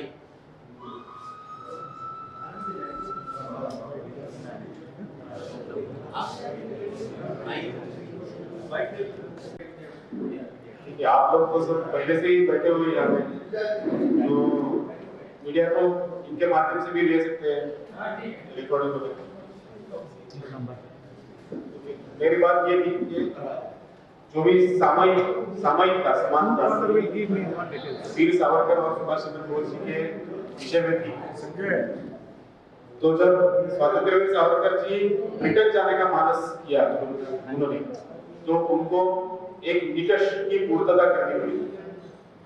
ब्रिटेन में इंडिया हाउस, आपको नाम आपने सुना होगा इंडिया हाउस, जहां से पूरी अभिनव भारत मिल चुकी थी। उसके घर का दर्जन है श्यामजी कृष्ण वर्मा, और श्यामजी कृष्ण वर्मा ने ये परिस्थिति देखी कि भारत से जो युवक ब्रिटेन में पढ़ने के लिए आते हैं वो अपनी संस्कृति भूल जाते हैं, वो अपनी भारतीयता भूल जाते हैं और यूरोपियन संस्कृति के दास बन जाते हैं। ऐसे बहुत से सारे विद्यार्थी वहां पे, तो उन्होंने, उनके मन में एक विचार आ गया कि ये जो विद्यार्थी गण जो ब्रिटेन में आएंगे उनकी मानसिकता चिरस्थायी रहे और उनको भारत के स्वतंत्रता में कैसे स्थान मिले, भारत के स्वतंत्रता के लिए उनका बलिदान या उनका सहयोग कैसे लिया जाए। तो उन्होंने छत्रपति शिवाजी महाराज के नाम से एक शिष्यवृत्ति का आरंभ किया। शिष्यवृत्ति का अर्थ है स्कॉलरशिप, और वो स्कॉलरशिप के लिए स्वतंत्र वीर सावरकर जी ने अप्लाई कर दिया। उस स्कॉलरशिप की एक कंडीशन ये थी कि जब आपको ये स्कॉलरशिप मिलेगी, इसके माध्यम से आप पढ़ाई तो करोगे लेकिन कोई भी सरकारी नौकरी नहीं करोगे। ये पहली प्राथमिकता ये थी। स्वतंत्र वीर सावरकर जी का मानस जो था वो देश के लिए समर्पित था, इसलिए उन्होंने वो स्कॉलरशिप के लिए अप्लाई कर दिया। अब कई सारे आरोप होते हैं कि स्वतंत्र Veer Savarkar ji was agent of Britishers, ऐसे आरोप चलते रहते आज हैं। तो अगर सावरकर जी ब्रिटिशों के एजेंट रहते तो वो ये स्कॉलरशिप के लिए अप्लाई नहीं करते। सावरकर जी वहां पे गए और पहले उन्होंने देखा इंडिया हाउस। अब भारतीय मूल के थे, देशाभिमानी थे, भाषाभिमानी थे, धर्माभिमानी थे। तो सावरकर जी ने जैसे ही वो पधारे इंडिया हाउस का नामांतरण कर दिया भारत भवन। अपनी पहचान हमें नहीं भूलनी चाहिए, अपना परिचय हमें नहीं भूलना चाहिए। भारत भवन में वो स्थायी हुए, उन्होंने वहां का सब अध्ययन किया कि ब्रिटेन में, यूरोप में ये जो युवक आते हैं वो कैसे रहन सहन है उनका, और कई सारे युवकों को अपनी अभिनव भारत सोसाइटी का सभासद बना लिया, सदस्यता दी, शपथ लेके। वो भी भारत अखंड रहने की थी और भारत को स्वतंत्रता दिलाने की। तो सावरकर जी ने जो शपथ ली थी वो शपथ पूरी करने का प्रयास ब्रिटेन से उन्होंने आरंभ कर दिया। उनको अनेक अनेक सहकारी मिले। वीवीएस अय्यर है, सेनापति के नाम से जाने जाने वाले पांडुरंग महादेव बापट है, जिन्हें सेनापति बापट कहते हैं। सेनापति का अर्थ है कैप्टन। तो ऐसे अनेक युवकों के साथ अभिनव भारत आगे चल पड़ा। 1857 हो चुका था तो ब्रिटिशों ने एक नाटक का आयोजन किया, अ प्ले, और उसमें उन्होंने दिखाया कि ब्रिटेन कैसे विजेता रहा 1857 के युद्ध में। सावरकर जी को यह बात रुचि नहीं, तो उन्होंने भारत भवन में ही जो 1857 का स्वतंत्रता संग्राम था उसको, उसकी 150वीं वर्षगांठ का आयोजन किया। और उसमें भाषण करते हुए उन्होंने कहा कि हाँ, ब्रिटेन तो विजय हो गया, किंतु उनको ऐसी मार मिले कि उन्हें जो ईस्ट इंडिया कंपनी है, जो सरकार थी, ब्रिटेन सरकार, रानी की सरकार, उसको विसर्जित करके फिर नया कानून लाना। गुरु गोविंद सिंह की जयंती हो, श्री रामनवमी हो, ये सारे उत्सवों का आयोजन वो यूरोप में करते रहे, ब्रिटेन में करते रहे, और फिर से देशभक्ति इन युवकों को सिखाते रहे। ऐसे ही एक समय आ गया था जब मोहनदास करमचंद गांधी, जिनको देश महात्मा गांधी के नाम से जानता है, वो आए थे सावरकर जी से मिलने। तो सावरकर जी ने उन्होंने बड़ा सम्मान किया उनका, और दशहरा जिसको हम कहते हैं विजयादशमी, उस कार्यक्रम का अध्यक्ष पद, प्रमुख वक्ता पद गांधी जी को दिया। गांधी जी ने अपने भाषण में कहा कि मैं प्रभु श्री राम को मानता हूं और राम राज्य इस भारत में आना चाहिए, यह मेरी भी मानसिकता है, किंतु वो राम राज्य लाने के लिए हमें त्याग करना पड़ेगा, त्याग करना पड़ेगा, हमें अपना जीवन शैली हमारी सुधारनी होगी। ऐसा भाषण किया जो नॉन पॉलिटिकल था, अहिंसा से प्रेरित था। गांधी जी बैठ गए, उसके पश्चात सावरकर जी मंच पे आ गए और उन्होंने कहा कि गांधी जी के भाषण से मैं तो थोड़ा बहुत सहमत हूं, किंतु अगर प्रभु श्री राम का राज्य हमें लाना है तो रावण का वध आवश्यक। रावण का वध किए बिना राम का राज्य स्थापित नहीं हो सकता। तो ये मानसिकता सावरकर जी की थी। ब्रिटेन में मदनलाल धिंगरा जैसे नवयुवक को उन्होंने अभिनव भारत की शपथ दिलाई और उस युवक ने अपने पूर्वजों के ऊपर जो अत्याचार हुए, जो अन्याय हुए, उसका प्रतिशोध ले लिया, करजन बाइले को मारा। नासिक में अभिनव भारत के माध्यम से इतने सारे युवक तैयार किए, उनमें से 3 युवक थे जिनका नाम है कर्वे, कांदेरे और देशपांडे। और नासिक का जो कलेक्टर था जैक्सन, बहुत दमनकारी कलेक्टर था, वो एक प्ले देखने गया था, नाटक विजयानंद सभागृह का नाम आज भी नासिक में स्थित है। वो विजयानंद सभागृह में वो नाटक का आस्वाद ले रहा था, तभी इन 3 युवकों ने मिलकर उसको मारा। तो ऐसी सशस्त्र क्रांति होने लगी भारत में। जो सेनापति पापड़ जी का नाम मैंने दिया, वो सेनापति पापड़ ने बॉम्ब मैनुअल्स तैयार किए जो इटालियन लैंग्वेज में थे, वो ट्रांसलेट करके इंग्लिश में और हिंदी में वो बॉम्ब मैनुअल्स भारतीय युवकों के हाथ में थमा दिए, जिसके चलते भारत में बम बनना शुरू हुआ। और फिर मुजफ्फरपुर में, आप जानते हैं मुजफ्फरपुर में उस बम का पहला प्रयोग हुआ जो वीर हुतात्मा खुदीराम बोस के माध्यम से। तो ये डर ब्रिटिशों के बीच अभी बैठने लगा कि अगर हम ऐसी दमन नीतियां भारत में जारी रखेंगे तो कोई भी क्रांतिकारक, कोई भी युवक आगे आके हमें एक तो गोली से उड़ा देगा, नहीं तो हमारी गाड़ी को बम से उड़ा देगा। तो ये सावरकर जी और अभिनव भारत का क्रांतिकारी ब्रिटिशों के मन में भय का उत्पन्न करने लगा और फिर तभी जाके ब्रिटिशों ने आके भारतीयों से टेबल पे चर्चा का द्वार खुला किया। ये तो इससे पहले ब्रिटिश चर्चा पे उतरते नहीं। तो जो लोग ये कहते हैं कि हमें चर्चा के माध्यम से स्वातंत्र्य मिला, तो ब्रिटिश क्यों आए चर्चा करने के लिए? ये सब क्रांतिकारियों के बलिदान से आए। आगे चल के सावरकर जी को 2 जनवरी की शिक्षा हुई। तो बहुत सारे लोग यहाँ भी आक्षेप लेते हैं कि सावरकर जी ने पिटिशंस लिखी, मर्सी पिटिशंस शूट किया हूं, क्षमा करें। महाराष्ट्र में तो मगर बहुत वीडियो कोई नहीं, लोग ऐसे आरोप कर रहे हैं और नेता प्रतिपक्ष भी हैं जो भारत जोड़ो यात्रा में निकल रहे थे, वो भारत जोड़ो यात्रा सब जगह जाके वो सावरकर जी का अपमान कर रहे थे। महाराष्ट्र में भी आए, वहां पे भी सावरकर जी का अपमान किया, कहा कि सावरकर जी ने माफी मांगी ब्रिटिशों से।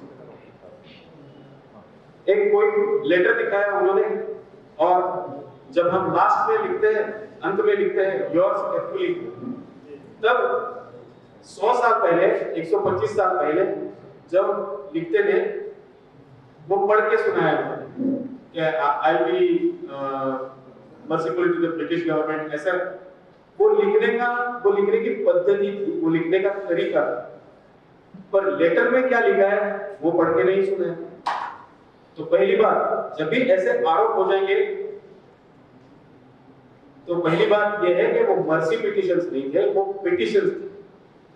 कोई भी प्रिजनर हो उसका अधिकार यह रहता है कि उसे अगर जो मांगना है वो पिटिशन आप सामने रखिए सरकार के, तभी आपको जो आपकी इच्छा है वो मिल जाएगी।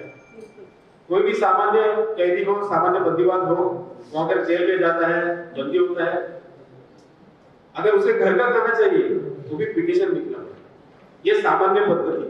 तो सावरकर जी तो he was a political prisoner, पर उनको बंदी बना गया और रखा गया चोरों के साथ, लुटेरों के साथ।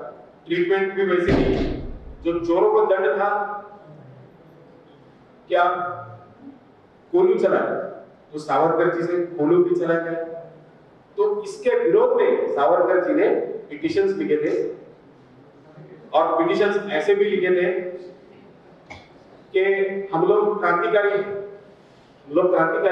लेकिन अगर ब्रिटिश प्रशासन यही चाहता है कि हम संवाद के माध्यम से हमारी जो सेवाएं हैं वो ब्रिटिश गवर्नमेंट को दे दे और ये क्रांतिकारियों का पद छोड़ दे, तो हम तैयार हैं। ये सरकार को बुलाना था। देखिए 50 साल की पूरा जो सजा थी वो 50 साल की थी। सावरकर जी का मानस यही नहीं था कि 50 साल वो अंडमान में रहे और वहीं पे मर जाए। ये न प्रकार जैसे कहते हैं ना, हर एक माध्यम से यहां से छूट जाओ और वापस भारत जाओ, कहीं और जाओ, क्रांति का रास्ता तैयार रखो। यही मानस सावरकर जी का था। अंडमान में आए हुए गदर आप सभी जानते रहेंगे, और एक गदर पार्टी भी जो क्रांतिकारियों की थी। तो गदर पार्टी के कई नेता कार्यकर्ता अंडमान में आए थे। बंगाल में कई क्रांतिकारक अंडमान में थे। तो उन्होंने हर एक ने अपनी पुस्तक में लिखा है कि हमने सावरकर जी का शिष्यत्व स्वीकार कर लिया था, और सावरकर जी ने जैसे पिटिशन लिखे वैसे भी पिटिशन हमने भी लिखे। हमारे तो अंडमान से मुक्तता हो गई, किंतु सावरकर जी की मुक्तता नहीं हुई। तो ब्रिटिशों को ये पक्का था कि सावरकर जी को छोड़ना ही नहीं है, because he was the most dangerous prisoner. Return करता था उनसे। यही नहीं, सावरकर जी एक और पिटिशन लिख रहे थे, और दूसरी हमने थोड़ा रिसर्च किया तो तब की जो होम मिनिस्ट्री थी उनका रिपोर्ट आर्काइव से हमें मिला है। तो उसमें वो लिखते हैं कि सावरकर जी और जो भी क्रांतिकारी उनके बड़े भाई बाबूराव सावरकर जी को कहा जाता है, गणेश दामोदर सावरकर, ये दोनों भाई मिलके अन्य क्रांतिकारी के साथ एक कंस्पिरेसी बनाए हुए। क्या कंस्पिरेसी थी? जो सिलोन में, मतलब आज की श्रीलंका, वहां पे जो क्रांतिकारी गुट है उनसे कम्युनिकेशन इनका चालू था। उनसे वो कम्युनिकेट करके प्रिजन ब्रेक, आपको पता है कि जेल जो है वो ब्रेक करके सभी कैदियों की मुक्तता करना, यह कॉन्स्पिरेसी चालू थी। दुर्भाग्यवश कोई एक प्रिजनर पकड़ा गया और उसके माध्यम से ये सब कॉन्स्पिरेसी अपना पूर्ण रूप नहीं ले पाई। नहीं तो सावरकर जी और अन्य क्रांतिकारी छूट के सिलोन जाते थे और फिर वहां से भारत की स्वतंत्रता संग्राम आगे चला था। तो ऐसी बात नहीं है कि अगर आप 50 साल की सजा भी भुगत रहे हो और अंडमान जैसी काल कोठरी में आप अपना जीवन व्यतीत कर रहे हो तो आप सब कुछ सरेंडर कर दो। नहीं, आपको कोशिश करनी पड़ेगी। पश्चात रत्नागिरी में स्वतंत्र वीर सावरकर जी थे, और सावरकर जी के एक आलोचक है एनसी फड़के, जो लेखक थे। उन्होंने सावरकर जी के ऊपर एक जीवन के ऊपर एक पुस्तक लिखी है, शोध सावरकर, मराठी है, जो सावरकर जी का शोध। तो उसमें वह लिखते हैं कि सावरकर जी इतने गुप्त रूप से रहते थे कि एक मेला का आयोजन किया गया था। उस मेले में भगत सिंह और सुखदेव भेष बदलकर उन्होंने सावरकर जी की भेंट की थी, और वो जब मुलाकात हुई उसके पश्चात जब पुलिस सावरकर जी के घर पे आई तो कोई नहीं मिल सका। एक गाड़ी वहां से निकल जा रही थी, फिर ब्रिटिशर ने उसका पीछा किया पर वो बहुत दूर जा चुकी थी। तो इसका अर्थ यही होता है कि आप विश्व के कोने में सावरकर जी को कहीं भी आप बंदी बना के नहीं रख सकते थे। वो सतत क्रांतिकारियों के संपर्क में थे और सशस्त्र क्रांति उन्होंने जारी रखी थी। सावरकर जी संपूर्ण बंधमुक्त हुए 1937 में और वो जानते थे कि दूसरा विश्व युद्ध अपने दरवाजे पे दस्तक दे रहा है। 1938 में सावरकर जी को बुलाया गया था मराठी साहित्य सम्मेलन के अध्यक्ष के रूप में। अब आप जानते हैं वहां पे सारे सारस्वत बैठे रहते हैं, सब विद्या के उपासक बैठे रहते हैं, सब साहित्यिक रहते हैं। सावरकर जी का भाषण वहां पे इतना परिणामकारक था। सावरकर जी ने आह्वान क्या किया, मराठी में उनका पूरा भाषण है कि वो उन्होंने कहा कि लेखण्या मोडा आणि बंदुका हातात घ्या। तो उनका कहने का अर्थ था लिखाई छोड़ दो, बंदूक हाथ में ले लो। इस देश की नीति और इस देश की आगे की सोच ऐसी रहनी चाहिए कि भारत अखंड रहे और स्वतंत्र रहे। इसीलिए राजनीति का हिंदूकरण करना होगा और हिंदुओं का सैनिकीकरण करना होगा। ये क्यों किया गया? क्योंकि मोहम्मद अली जिन्ना आप सभी जानते हैं, जो जिन्होंने पाकिस्तान का निर्माण किया, वो मोहम्मद अली जिन्ना और उनकी मुस्लिम लीग ऐसी तैयारी में थी कि प्रशासकीय पद पे और सैन्य में ज्यादा से ज्यादा पाकिस्तानवादी मानसिकता के लोगों की भर्ती की जाए। अगर ऐसा सच में होता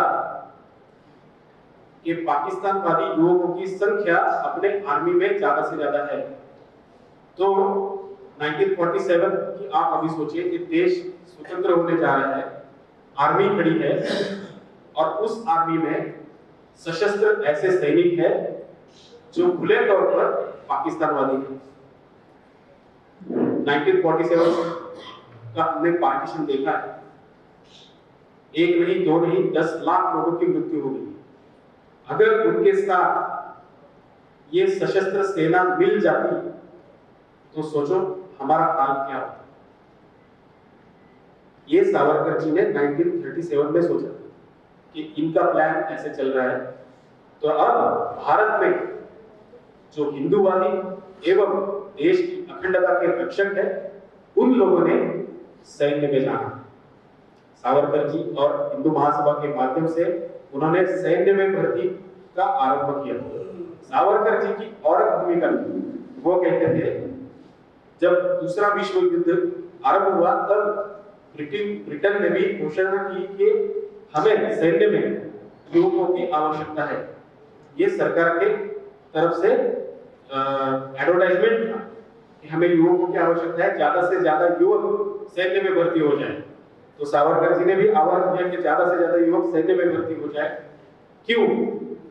क्योंकि सावरकर जी का कहना था कि 1905 से लेकर 56 से लेकर हम जब भी ब्रिटेन गए थे, वहां से सशस्त्र क्रांति का आरंभ किया था, तो हमें चुप चुप के भारत में शस्त्र और बॉम्ब मैन्युअल भेजने पड़ते हैं, चुप चुप के, क्योंकि हम अगर पकड़े गए तो फांसी की सजा है। लेकिन अब भारतीयों को ब्रिटिश आमंत्रित कर रहे हैं कि युवकों आप आ जाओ, हमारे सैन्य में भर्ती हो जाओ। तो सावरकर जी ने युवकों से कहा कि ये आपके लिए सुवर्ण अवसर है, आप सेना में जाओ, शस्त्र सीखो। उनकी जो कहते हैं शिस्त या फिर जिसको डिसिप्लिन कहते हैं, डिसिप्लिन सीखो, युद्ध का अनुभव ले लो। एक बार आप हाथ में शस्त्र आ गया तो वो कौन सी दिशा में मोड़ना है इसका निर्णय आपके ऊपर। यह मानसिकता सावरकर जी की थी और कांग्रेस जैसे हमेशा ही आलोचना करते आई है सावरकर जी को रिक्रूट वीर कहा हुआ है। तो सावरकर जी की सोच 10 नहीं 20 साल आगे थी कि उन्होंने ये सोचा था, उन्होंने ध्यान में रखा था, अगर मुस्लिम लीग और जिन्ना की जो विभाजन की नीति है उसे अगर तोड़ना है तो वह जो युवक है जो सेना में भर्ती हो जाएंगे, जो भारत के अखंडत्व को आगे बढ़ाना चाहते हैं और स्वतंत्रता का लक्ष्य रखते हैं, उनके माध्यम से ये होने वाली है।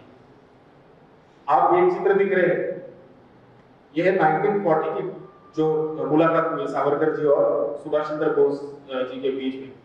इससे पहले और एक गुप्त रूप से भेंट हुई थी और हुआ ये था कि सुभाष चंद्र बोस तब मिलने गए थे जिन्ना से, मोहम्मद अली जिन्ना से। तो जिन्ना ने उनका अपमान किया, कहा कि आप कांग्रेस के तो नहीं हो और फॉरवर्ड ब्लॉक को तो रिकॉग्निशन भी नहीं, आप हिंदुओं के पुजारी भी नहीं हो, मैं तो मुसलमानों का पुजारी हूँ, मैं मुसलमानों का नेता हूँ, तो आप जाइए और अगर आप चर्चा का अधिकार कोई रखता है इस देश में तो है वीर सावरकर, क्योंकि वो खुले तौर पे कहते कि मैं हिंदुओं का पुजारी हूँ, कांग्रेस को कभी नहीं कहते। वो चले गए, सुभाष चंद्र बोस सावरकर जी से मिलने चले गए और फिर सावरकर जी ने उनसे पूछा कि आप आगे जाके क्या करने वाले। तब सुभाष जी ने कहा कि कोलकाता में एक ब्रिटिश अधिकारी था, ऑफिसर था, हॉलवेल, तो मैं वापस जाऊंगा कोलकाता में और जो हॉलवेल का जो स्टैचू है उसको उखाड़ के फेंक दूंगा। तो सावरकर जी ने कहा कि उससे क्या होगा, ब्रिटिश शासन जो है वो आपको अरेस्ट कर लेंगे, 3 महीना 6 महीना 1 साल आपको जेल में रखेंगे। जिस व्यक्ति में ब्रिटिश अधिकारियों का स्टैचू ही नहीं, पूरे ब्रिटिश साम्राज्य को उखाड़ फेंकने की ताकत है, वो स्टैचू आप मत उखाड़, आप ब्रिटेन के साम्राज्य को उखाड़ फेंक। तो सुभाष बाबू रोमांचित हुए, उन्होंने कहा कैसे, आपके मन में क्या विचार है? तो उन्होंने कहा कि आपको पता है कि जापान भी दूसरे विश्व युद्ध में शामिल है और जापान है ब्रिटेन के विरोधी पक्ष में, तो आप यहां से जाइए, जापान में जाइए। जापान में रास बिहारी बोस है, वो जापान हिंदू महासभा के अध्यक्ष है, उनसे जाकर आप मिलिए। उन्होंने वहां पे सेना का आरंभ किया। सुबह जो रास बिहारी बोस जिनका नाम मैंने लिया, उनका मृत्यु दिन 2 ही दिन पहले था, 21 जनवरी को उनका मृत्यु हुआ था। वहां वो जापान में थे। सुभाष बाबू यहाँ से निकले, पहले जर्मनी में गए, जर्मनी में हिटलर से मिले, हिटलर ने उनकी मदद की जापान तक पहुंचने में। 3 महीने वो समंदर के अंदर से जर्नी कर रहे थे। 3 महीने पश्चात वो जाके मिले रास बिहारी बोस जी को। वहां पे 10,000 लोगों की सशस्त्र सेना खड़ी थी, 10,000। उसकी लीडरशिप सुभाष बाबू ने स्वीकार की और वैसे आरंभ हुआ आईएनए, जिसे कहते आजाद हिंद सेना। सावरकर जी को आनंद हुआ और रास बिहारी बोस जी ने एक लेख लिखा था वहां के एक वृत्त पत्र में, जहां पे उन्होंने खुले मन से कहा था कि Savarkar जी's militarization policy has begun to take shape। तो केवल भारत के युवक ही नहीं, जापान में भी सावरकर जी के मिलिटराइजेशन का प्रचार हुआ। और फिर जब सुभाष बाबू जब पराक्रम करते हुए भारत पहुंचे, उन्होंने अंडमान में भी जय पा लिया। जो आज के स्वराज्य और शहीद जो द्वीप है, वो अंडमान की भूमि में उन्होंने कैप्चर कर लिया और आजाद हिंद की सरकार की स्थापना वहां की। आजाद हिंद फौज का एक ध्वज था, वो भी वहां पे लहराया। अगर सुभाष बाबू आगे आते, बंगाल तक आते, तो देश को जो स्वतंत्रता है वो वहीं मिल जाती। दुर्भाग्यवश सुभाष चंद्र बोस यहाँ तो नहीं पहुंच सके, उनकी हार बीच में ही हो गई। किंतु और एक बंगाल के बहुत बड़े नेता थे, आप सभी लोग जानते रहेंगे उनका नाम पंडित श्यामा प्रसाद मुखर्जी। श्यामा प्रसाद मुखर्जी हिंदू महासभा के एक लीडर थे बंगाल में, और नेहरू के मंत्रिमंडल में भी वो समाविष्ट थे।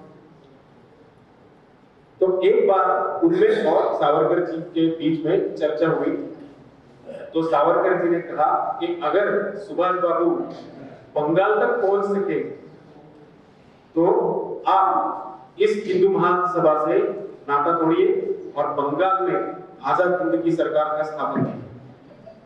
तो ये पूरी रणनीति सावरकर जी ने और सुभाष जी ने बनाई थी। एक और रिसर्च करते समय एक डॉक्यूमेंट मिला होम मिनिस्ट्री का, जहां पे Subhash Babu he is praising Savarkar and Hindu Mahasabha for the efforts, जो भी प्रयास हिंदू महासभा और सावरकर जी ने किया था देश अखंडता का, उसकी प्रेज उन्होंने की। तो दोनों की मानसिकता का यही समान निकष था। दुर्भाग्यवश सुभाष बाबू जी का उन्हें पराजय का सामना करना पड़ा, वो बंगाल तक नहीं पहुंच सके।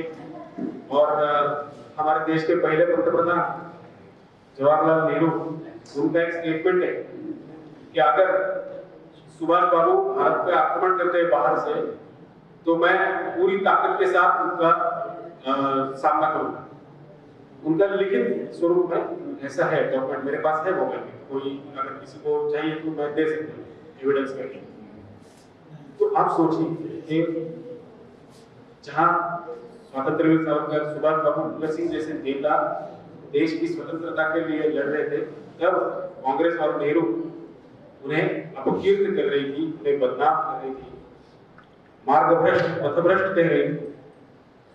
तो ये सारी चीजें हैं, हमें ध्यान में रखनी है। हमने 1947 में हमारे प्रिय मातृभूमि का 1/3 हिस्सा पाकिस्तान करके दे दिया है, और आज परिस्थिति ऐसी है कि वही पाकिस्तानवादी मानसिकता और पाकिस्तानवादी शक्तियां भारत में भी, और वो कुछ नहीं चाहती, वो भारत का पतन चाहती है। जैसे आज पूरे यूरोप में ब्रिटेन यही समस्या का सामना कर रहा है, जर्मनी भी यही समस्या का सामना कर रही है, फ्रांस भी यही समस्या का सामना कर रही है। सारा यूरोप केवल पोलैंड के अलावा इस समस्या से जूझ रहा है। तो यही समस्या भारत में भी, उसकी परिस्थिति और ज्यादा है। और हमें जो स्वतंत्रता मिली है, जो भी 3/4 भारत हमें मिला है, वो अखंड रखना है। तो आज जो भी सभी युवा है, इनसे मैं आह्वान कर रहा हूँ, हम भी पुणे में, महाराष्ट्र में एक युवा सावरकर के नाम से मुहिम चला रहे हैं, जो सावरकर जी के प्रति सम्मान रखते हैं युवाओं, उनका एकत्रीकरण हम कर रहे हैं, उनको दिशा दे रहे हैं। शिवाजी महाराज, राणा प्रताप, इनके काल में जो भी शस्त्रास्त्र उपलब्ध थे, आज भी महाराष्ट्र में कई जगह उस शस्त्रास्त्रों का प्रशिक्षण दिया जाता है। तो हमने ऐसे कैंप लगाने की योजना की है, जहां पे आज के युवाओं को वह ट्रेनिंग मिल सके, और ऐसा सशस्त्र और समर्थ भारत अगर वैसे ही आगे हम 25 साल, एक पीढ़ी, 2 पीढ़ी, 25 साल रख पाए, तो ही इस देश में हम जनगण मन गा सकेंगे, तभी इस देश में हम तिरंगा ध्वज का सम्मान कर सकेंगे। नहीं तो हमारे सामने जो संकट, जो और गहरा होता जा रहा है, वो संकट बढ़ के सत्ता में आ जाएगा और अपना घर का पूरा हिंदुस्तान अपने नाम कर लेगा। तो ये ना हो, इसीलिए मैं आपको सभी को आह्वान करता हूँ कि जहां जहां ऐसी संधि उपलब्ध है, जहां पे आपके बच्चे या जो नवयुवक है, मेरे अयोग्य है, जो शस्त्र सीख पाए, वो अवश्य शस्त्र सीख ले। अग्निवीर जैसी योजना है, सरकार ने लाई है, उसका अवश्य लाभ उठाए। उसके चलते ही हम इस स्वतंत्रता को एवं अपने देश को अखंड रख सके। आज मुझे वीर सावरकर फाउंडेशन ने यहाँ आमंत्रित किया, आप लोगों ने इतना सारा प्यार दे दिया, इसके लिए मैं आपका बहुत बहुत आभारी हूँ।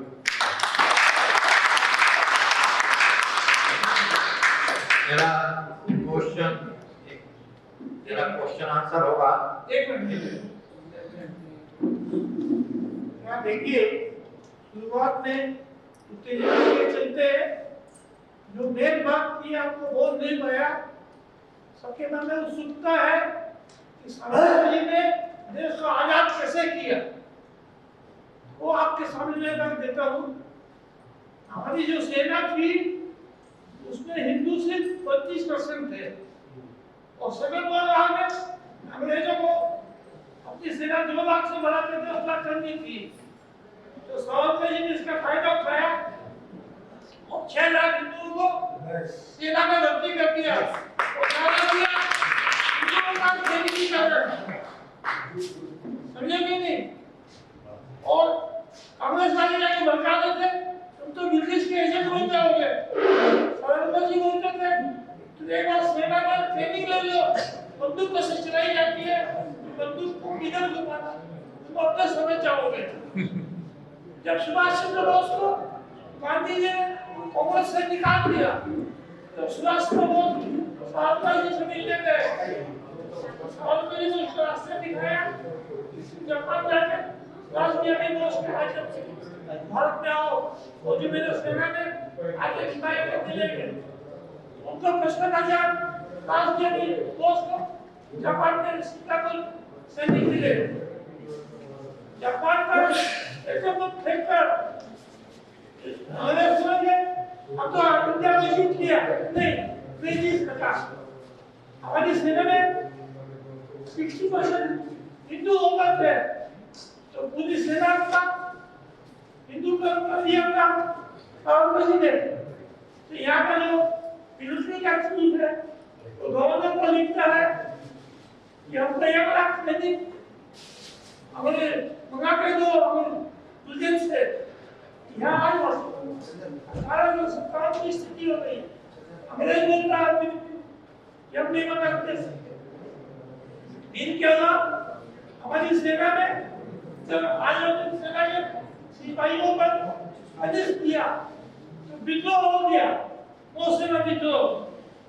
जब यहाँ का गवर्नर बुला के बोलता है, गवर्नर बुला के बोलता है ये हम आपका आजादी नहीं है, इनको बोलो वो बैरक में चले जाए, विद्रोह नहीं करें। इस तरह से सावरकर जी ने देश का 60% सेना पर कैप्चर कर और हिंदुस्तान पाया।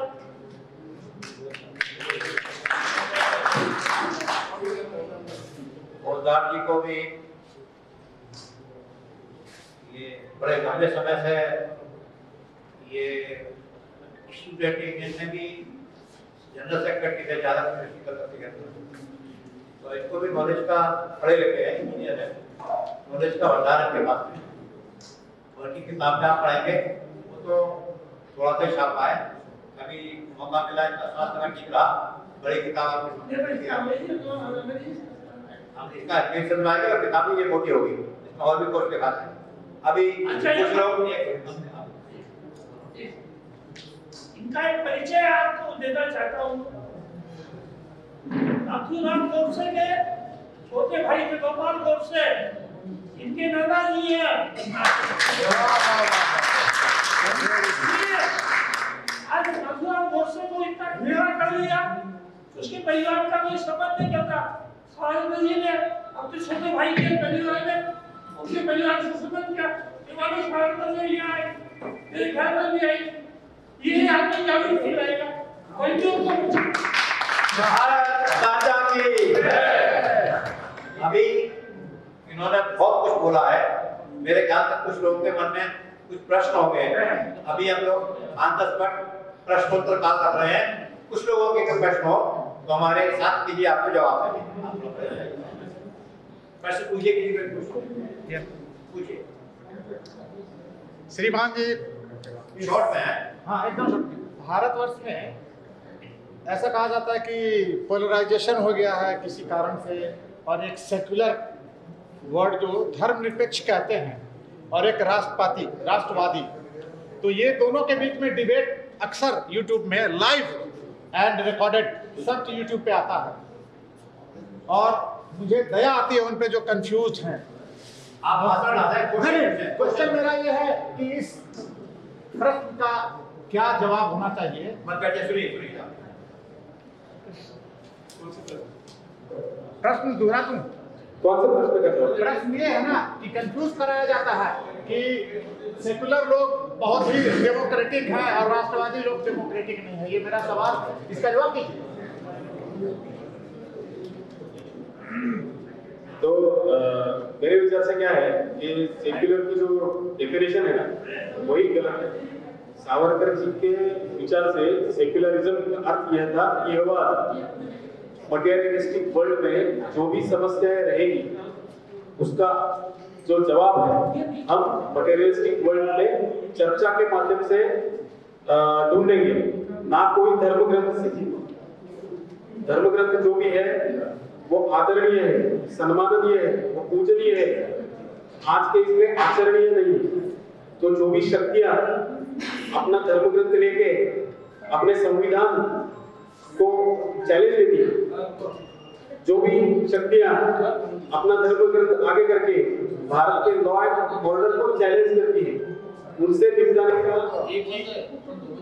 एक ही माध्यम रहेगा, वो है अपनी लॉ एंड ऑर्डर सशक्त करना, और ऐसे जो भी पर्सनल लॉ है, जो भी बोर्ड है जो भारत के विरुद्ध है, उनको खारिज कर देना। धन्यवाद। किसी का क्वेश्चन है? बोलिए। अशोक जी बोलिए। करना चाहता हूँ, क्वेश्चन नहीं, इसी वजह से मैं आपका फिलोसफी थोड़ा ब्रॉड है मेरे से, क्योंकि आप पूरा देश घूमे हैं और इसके संदर्भ में काम कर रहे हैं। तो कौन सा ये था कि दोनों में डिफरेंस ऑफ ओपिनियन था और इसका फायदा कांग्रेस ने?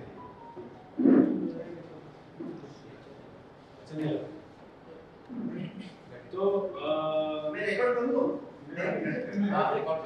ये मीडिया है, ये मीडिया नहीं, ले लीजिए। मैं बोलूंगा नहीं, ये बात मैं बोलूंगा बोलिए ना। आप भी सुभाष बाबू को जब गांधी ने पार्टी से निकाल दिया, सर 38 में उन्होंने हरा थे। नहीं, जीतने के बाद उसको जब पार्टी से ही निकाल दिया तब सुभाष बाबू को समझ में आ गया गांधी और सावरकर में डिफरेंस क्या है। सुभाष बाबू ने गांधी के सामने प्रस्ताव रखा क्विट इंडिया को बंद करने का, कि अंग्रेज अभी बहुत कमजोर है, इसमें क्विट इंडिया को बंद किया जाए। गांधी ने बोला मैं अंग्रेजों को इसमें असुविधा में नहीं फेंक सकता। तो वो समझ में आ गया गांधी गद्दार है, सावरकर सच्चा है, तभी वो सावरकर मिलने गए। भारत माता की जय। और एक बात और बोल दूं, अंग्रेज आपको कटक में अपने मोहल्ले में बदमाशी करने में ध्यान रखता है। अंग्रेज सावरकर को बहुत डेंजरस आदमी को समझते थे। अंग्रेजों की धरती पर जाकर वो बदमाश भीड़ों के माध्यम से पंजाब वाहिनी को बर्बाद करता है। अंग्रेज देखता कितना डेंजरस पार्टी है, हमारी धरती पर आके बर्बाद किया हमको, तो उसको डेंजरस पार्टी पता लगा। नेक्स्ट क्वेश्चन क्या है? अच्छा है, बहुत सारे सवाल आप लोग के मन में होंगे। जैसे आप भाई साहब ने भी कहा, सबसे पहले एक बात याद रखिए, इतिहास वो है जो हो चुका है, ठीक है, उसको इंग्लिश में कहते हैं that was then, this is now।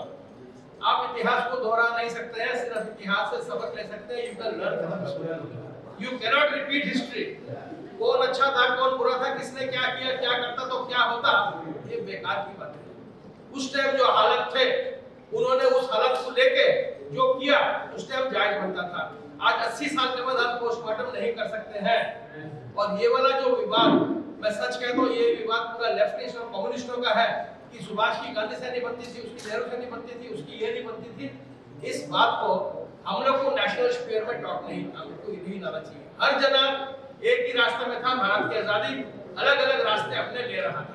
और एक सवाल खाली सत्यजी है, ये बार बार मैं कहता हूँ, आज की डेट में आपने यूनिवर्सिटी बोला, आपके मन में कुछ होगा। हमारे पास इस सुधार का एक ही उपाय है। ये उपाय है कि पार्लियामेंट में, असेंबलियों में आप एक कोटा करो कि जो हमारे वीर पुरुष थे उनके दाज, उनके वंश को आप टिकट करके खड़ा करें। इनके जीन में है, इनके डीएनए में है। ये कोई भौगोलिक, कोई इंडस्ट्रियलिस्ट, कोई बदमाश, कोई पॉलिटिशियन नहीं है। कितने % आज की डेट में फ्रीडम फाइटर के दायाद या उनके वंश आज पार्लियामेंट में है? पहले 2-3 में थे, क्योंकि इनके तो खून में है त्याग, तपस्या, बलिदान, देशभक्ति, देश प्रेम। आज वही सावरकर जी का ही मैं हिमानी जी से बहुत क्लोज मिला हूं। ऐसे अगर 25-30 हमारे एमपी भी हो जाएंगे जिनको अपना स्वार्थ नहीं, वो गंदी गालियां नहीं देंगे पार्लियामेंट में, वो हु नहीं करेंगे।